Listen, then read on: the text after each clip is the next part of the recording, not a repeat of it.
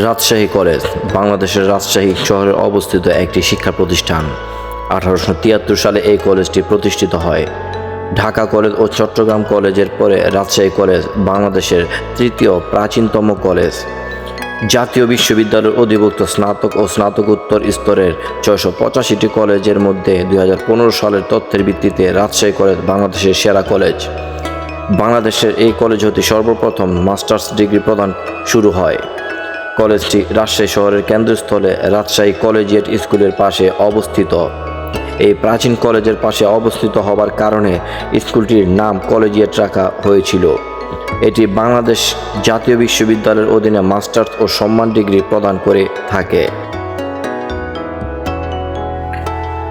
1873 সালে 1 এপ্রিল মাত্র 6 জন ছাত্র নিয়ে যাত্রা শুরু করলে অতি দ্রুত সব অনিশ্চয়তা ও প্রতিবন্ধকতা জয় করে কলেজটি দেখা পায় সোনালী ভবিষ্যতের। 1878 সালে এর ছাত্র সংখ্যা 100-তে উন্নীত হয়। প্রতি বছরই ছাত্র সংখ্যা বৃদ্ধি পেয়ে 1900 সালে 200, 1910 সালে 400, 1920 সালে 800 এবং 1924 সালে উন্নীত হয় অনধিক 1000 জনে।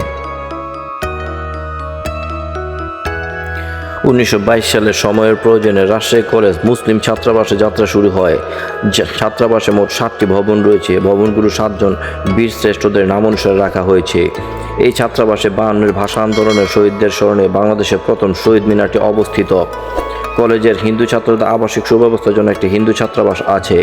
ছাত্রাবাসটির নাম মহারানী হেমন্ত কুমারী হিন্দু ছাত্রাবাস, যেটি প্রতিষ্ঠিত হয় 1899 সালে। রাজশাহী কলেজ প্রতিষ্ঠায় অবদানকারী মহিষী নারী মহারানী হেমন্ত কুমার দেবী নামে ছাত্রাবাসটির নামকরণ করা হয়। রাজশাহী কলেজটি 1 এপ্রিল 1873 সালে স্থাপিত হয়।